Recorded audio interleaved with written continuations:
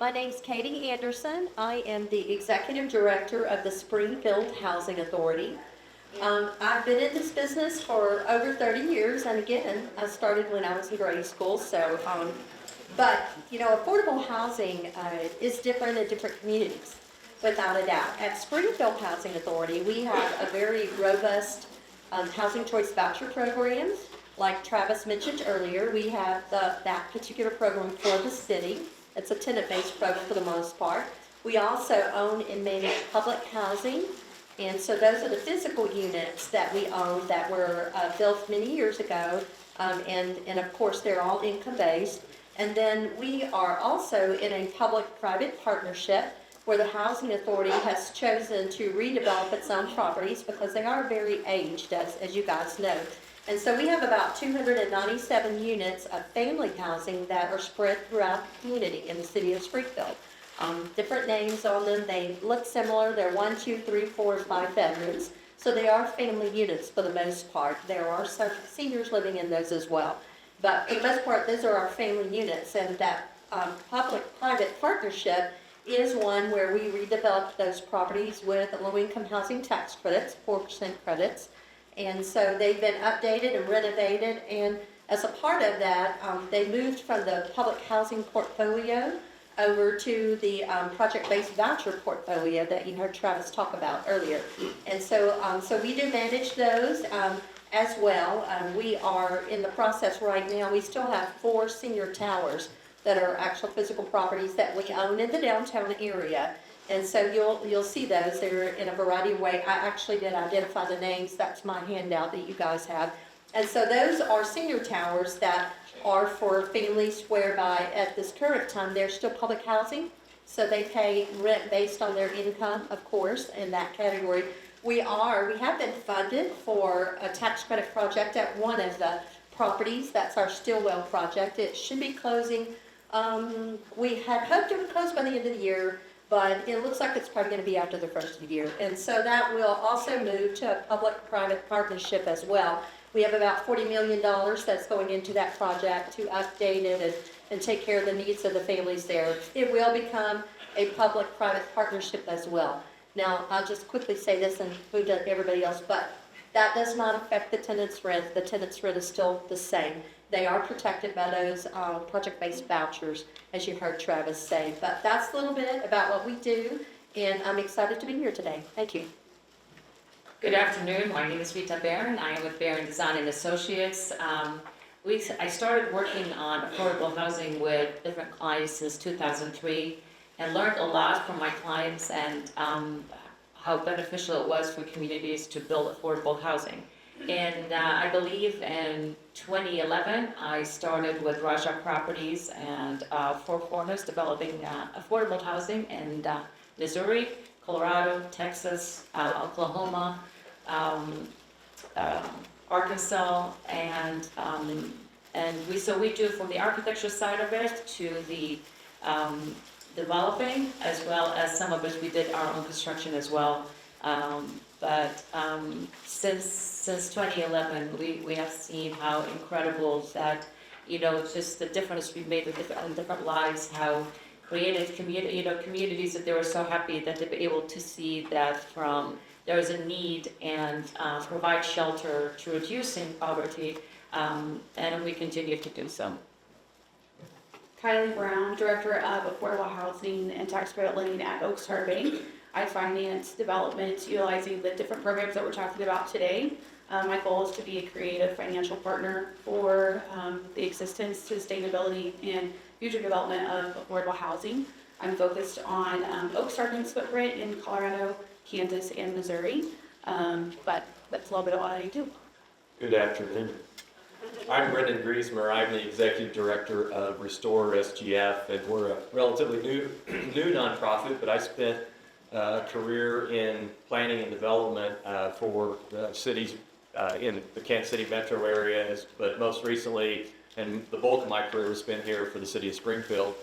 Transitioned to the Executive Director role in January, so I'm relatively new to this position. But Restore SGF is a new nonprofit that's focused on two main areas. One is increasing our homeownership rate in the city. We have one of the lowest homeownership rates in the country. And the second is to improve the housing quality in our neighborhoods. And so everything we do is wrapped around those two main key mission points. Yes, we do. We have a couple programs that we've have been operating in the past, over the past year, and as well as some new endeavors that we're getting ready to start. So thank you for allowing me to be here. Hi, I'm Debbie Shantz Hart. I develop affordable housing like Rita does. I started developing housing in 2008. Prior to that, I was a lawyer, so I always tell people I'm in lawyer recovery. I started developing housing. Frankly, it was not an intentional path for me. I was approached about actually going together to buy an affordable housing project, and that wasn't working well, and so we decided, my partners at the time decided we would submit an application. So one thing that we don't talk about is, or you may have talked about today, this is a very competitive process, and so for new developers to break in is extremely difficult. And so in 2008, we submitted an application for housing, and frankly, I didn't think it would get funded. And we did get funded, and it was kind of a miracle. And we actually sold our credits, which was also hard because 2008, as you might remember, there was a little bit of an economic downturn, and people who said they wanted credits actually didn't really want those credits. So we started in this industry at possibly the worst time, and we performed, which is great. And then because of that, we were able to get a second project in rapid succession. There was ARPA funding that was available. So that's how I got my start in this business. Since then, we've developed over 1,000 units of housing in Missouri, Arkansas, and Oklahoma. And something that we have tried to do in basically all of our projects is we try to have a nonprofit partner.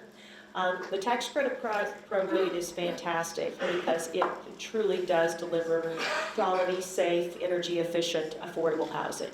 But it does not have dollars for social services and for the case management.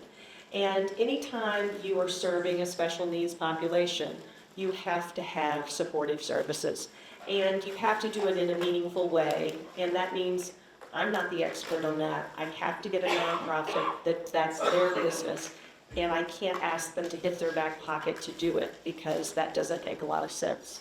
So we've had to be creative in how we have structured partnerships so that we can provide the type of services necessary for the population that we're intending to serve. So I've been doing it for a while now, and I'm still enjoying it, and here I am.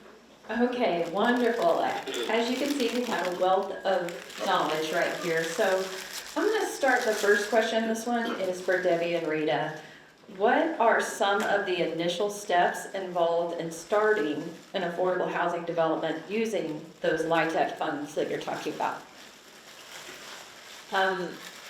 You heard Carla, our first speaker, that first you have to develop a partnership with the agency, with the government agency that depends on the state that you're. If you're developing in Missouri, of course, you have to be partnered with MHTC, learn their guidelines and requirements, read the application and understand it, and then from there, of course, the first step is finding the land where you're going to develop, the community, the need, where there's a need, and of course they focus on that more.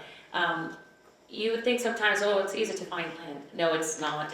I'll just give you a little bit of an example. From the moment that you look into the application to the time when you put the shovel in the ground, it takes 3.5 years. It's a process.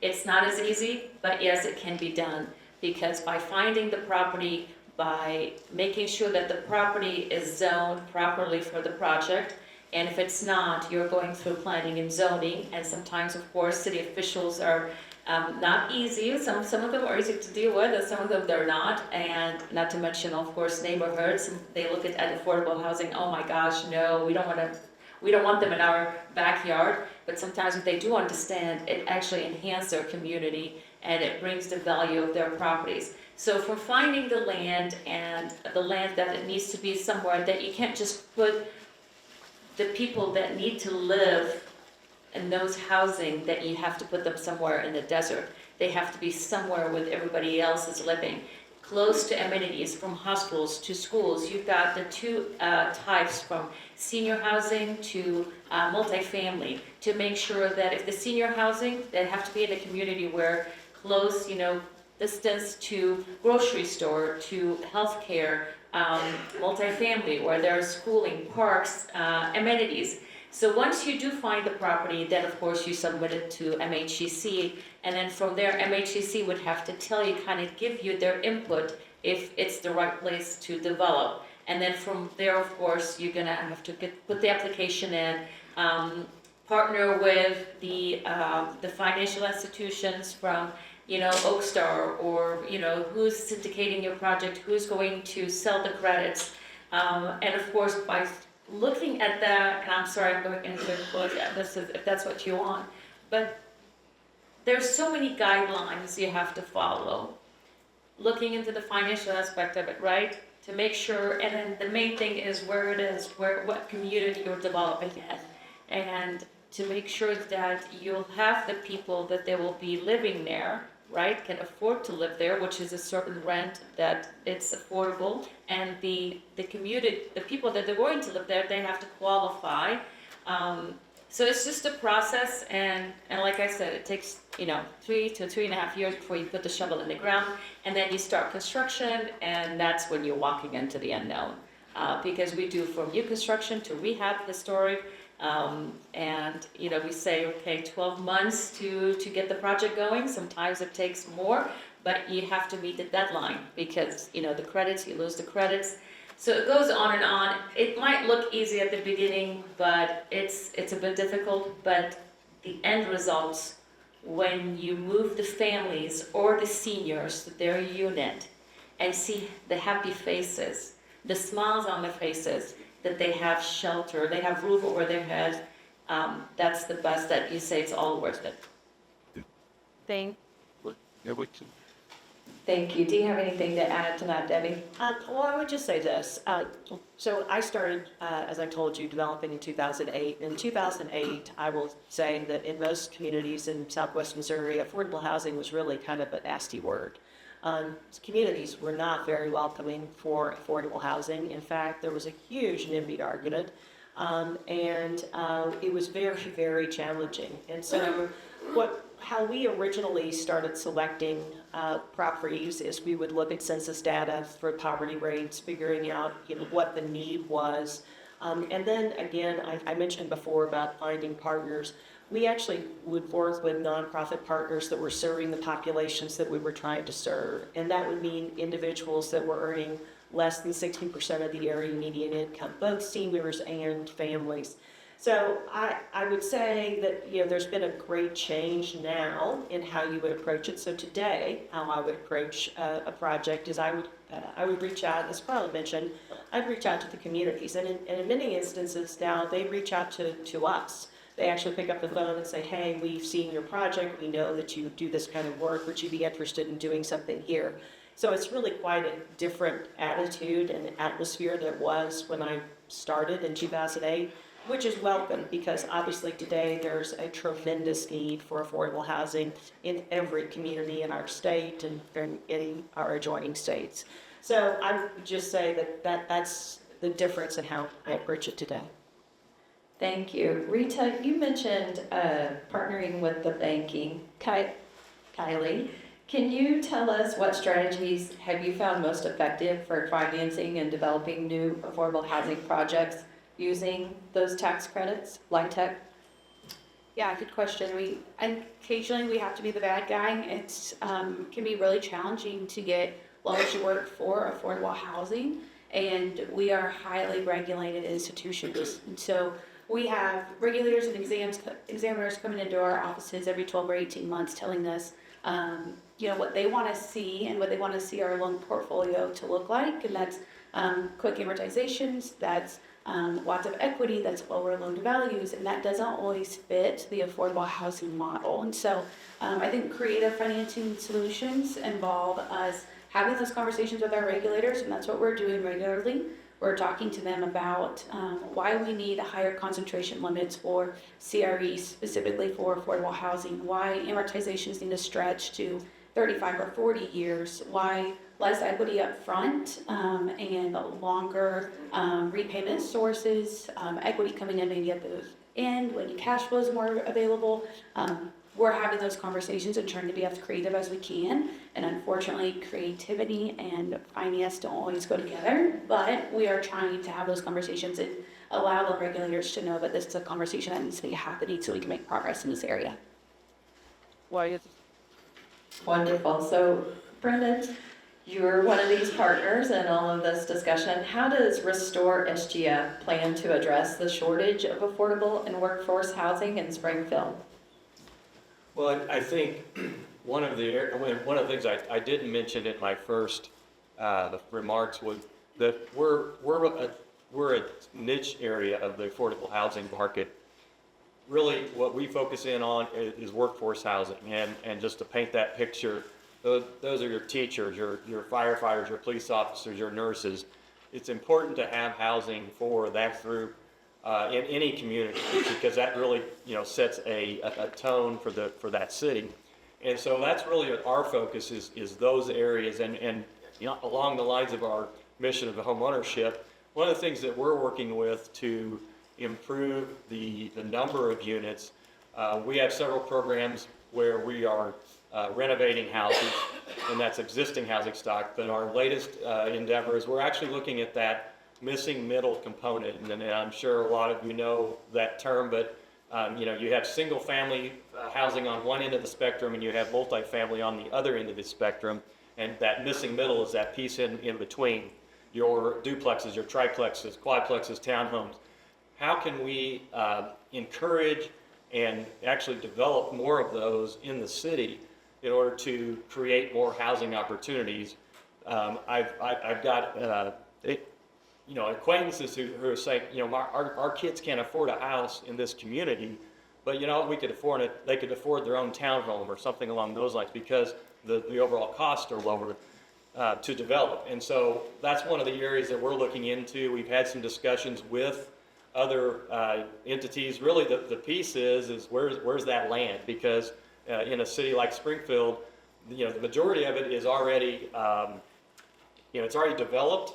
We have a lot of single-family housing stock. We also have a lot of multifamily, but that missing middle piece is key. And so finding enough land to be able to put together a project like that is really what we're working on. And I mentioned we're in our infancy, so 6 months to a year in, but we've already started those conversations with landowners who may have some land that we could embark on a project there.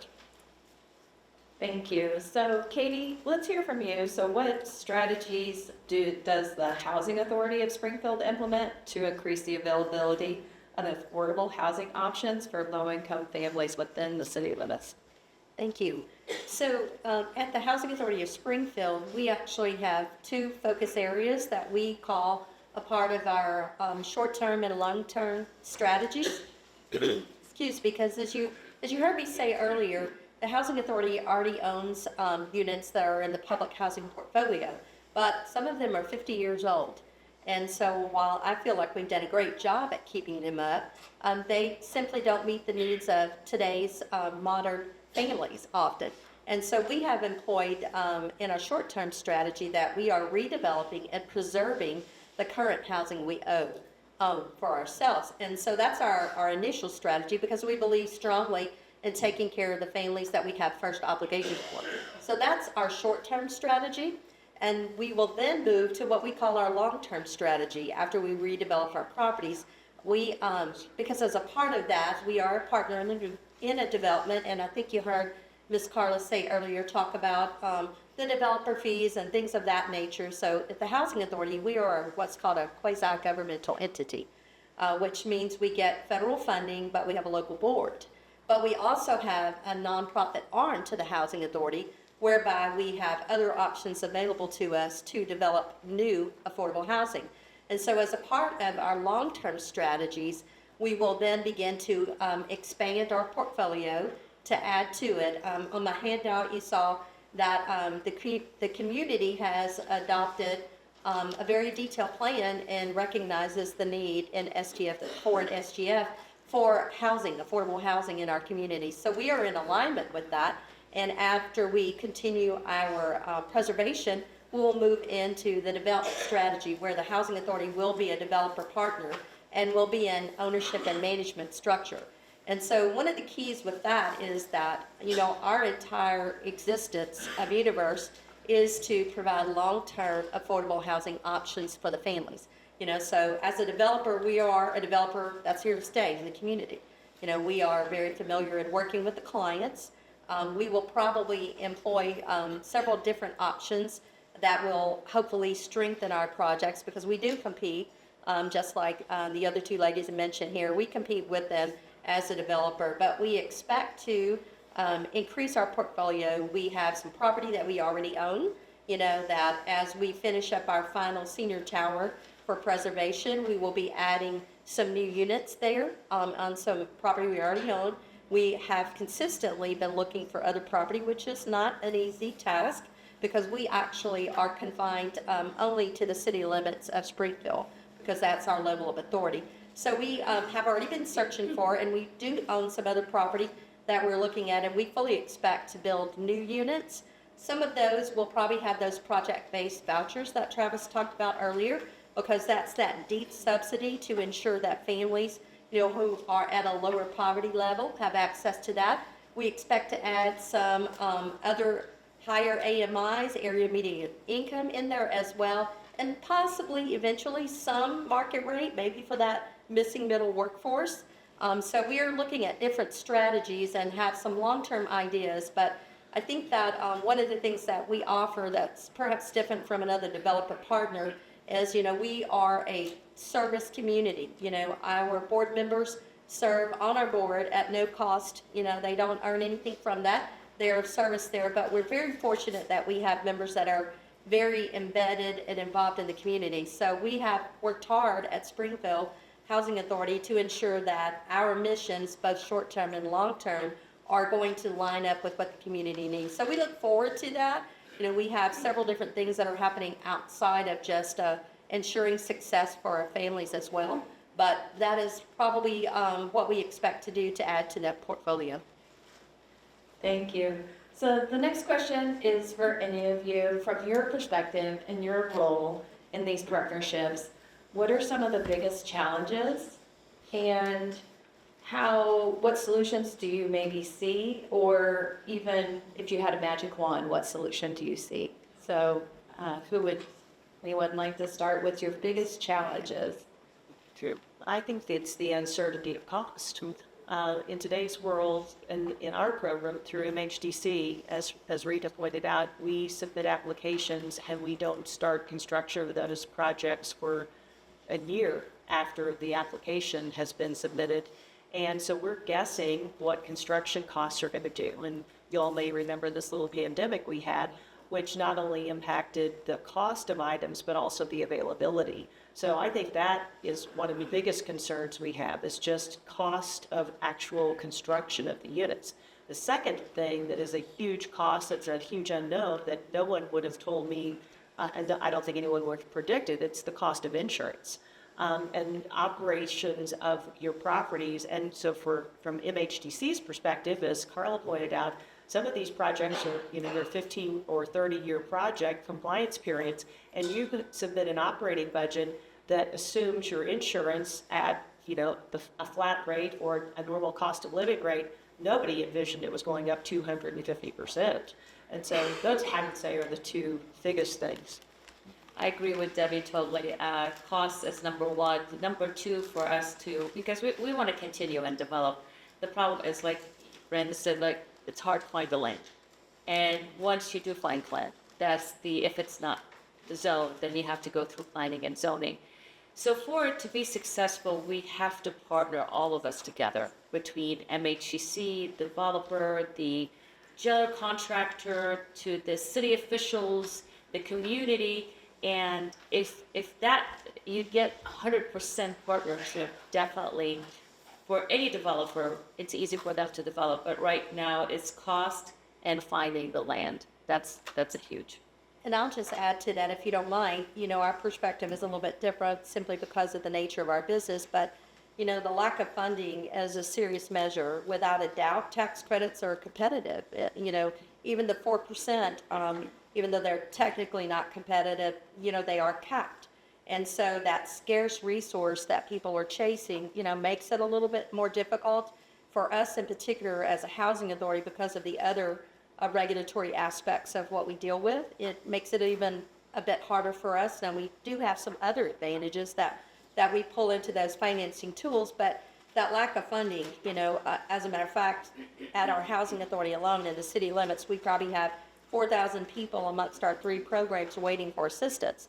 So the need outpaces the funding without a doubt, and it doesn't seem to get any better, but I think that those lack of resources makes it very difficult for all of us, but specifically at our housing authority. I'll jump in as well. We talked about the NIMBY argument, the not in my backyard. I think those development regulations are key to any city, and this isn't anything that Springfield's dealing with uniquely. This is going on all across the country. And I mentioned the missing middle, and how do we develop that? Because those type of projects tend to be less obtrusive than what's viewed as a multifamily project. And so if we can raise the bar and allow more of those type of developments, we may be able to raise the number of units that we're actually injecting into the community. But that takes some real work on the city's part to create those development regulations. And luckily, the city of Springfield is embarking on that right now, and so that's to be determined. Do you have anything to add to that, Kylee? I would just say from the underwriting perspective, the cost is the number one thing that we see as a challenge. It's challenging with interest rates as high as they are. Projects are struggling to cash flow, and then when you are hit with some extraordinary one-time expenses, it can really be hard and challenging to continue cash flowing those projects. May I add one more thing too, because Kylee she made a really good point here. She needs the credit for it. We need to increase funding, and by increasing funding, the state has to increase funding, because by the time when it's to apply and to go through the process, that they put just certain amount, and that doesn't allow a lot of developers to come in and apply. So if we increase funding, if the state would help us, I think that would help developers to, I don't know, Katie, you probably mentioned it, but we have so many people on the waiting list to just get into housing. And you have just a little money is out there that it's hard to work with. I'm going to have I agree. Funding is key, but as we know, the funding is just done by the federal government to the states. But so I do think a creative solution is going to have to be the municipalities are going to have to get together and come up with their own incentive packages to help incentivize affordable housing in our communities, and to add that on to the tax credit incentives that exist, because it's such a huge need. I don't think that there's insufficient tax credits available to fund it all. Does anyone want to speak to beyond more state funding? Do you see other solutions for those challenges?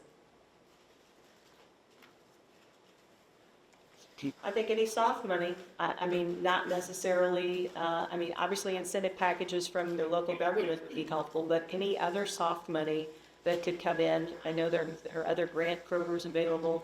I see Brandan Griesemer, Brandan Jensen, and I was, we just recently coupled a tax credit allocation with CDBG DR funding. Which was only eligible for 5 zip codes where there had been a natural disaster. But, being creative with the resources we have, I think can be helpful, because it allows us to spread those dollars out and get more housing units. To add to Debbie's point, I think also, I see, as a developer, I develop market rate, different things, but sometimes we get invited by cities and the incentive, they would give us a property to put a hotel or to put recreational center, whatever. But I've never ever seen someone calling me saying, I'm going to give you an incentive of property to put affordable housing. Interesting, interesting. So, Kylee, can you tell us, maybe just paint a little bit of a picture of maybe someone that's come to you, they've combined LIHTC funding with other funding? What were those sources? And then how do you ensure that there's long-term financial viability with that? When I started in the industry, it was very common to see projects that only use the 4% or the 9% tax credit. And now I don't see any projects that can cash flow with only using that source of equity. So to these ladies' points, I mean, that's what we're seeing. The projects are requiring, whether it be tax abatements, CDBG dollars, it might be a CDFI that has capital magnet fund grants, national trust fund grants, and equity. There's a lot of other soft loans that can be available and can be injected into the projects. And we're willing to be creative and kind of stack those various capital sources, but it's almost requiring 3, 4, 5. I've worked on some projects that have 6 or 7 different capital stacks coming in. Sounds complicated and challenging. Okay, Brandan, let's talk about what does Restore SGL, like who do you collaborate with? How do you collaborate with other community groups to address housing issues? And maybe even talk about historic neighborhoods, if you would. Sure. Actually, and that's really our mission. Our board selected 5 neighborhoods that basically go through the center of the city from I-44 to Battlefield Road. So that's our target area, and those are all older neighborhoods that we work in. As I mentioned, our goals are around homeownership and then housing improvement, but we collaborate with a lot of different groups, and I think that's a key, especially when you're a small nonprofit, to reach out to other groups and entities. We are currently, just in the past 6 months that I've been there, we've brought on 2 developers that we're working with to, as an old boss used to tell me, we got to crawl before we walk and walk before we run. And so we're in that kind of crawling to walking stage. So we've acquired 1 single family house. We're in the process of acquiring a second, and we've partnered with 2 different developers to be the rehab arm of our entity. We don't have that expertise right now, and so we realized if we were going to ramp up quickly, that's going to be the quickest way to do that. So partnering with these developers who have experience in rehab and that type of thing, doing that. Also reaching out to other nonprofits. I see a couple of our partners in the room here. We've talked to the Springfield Community Land Trust, Drew Lewis Foundation, of how we can work together as nonprofits to advance housing. And that's key because Amy Blanchett, I think, said it at Drew Lewis Foundation, is that we could have, a dozen nonprofits working toward this, and we would still not be able to solve the affordable housing problem. And so if we can all work together and leverage our individual resources, but in a collaborative manner, we may be able to get there faster. And so we work with groups like that in our private community to where we can ramp up our systems much quicker.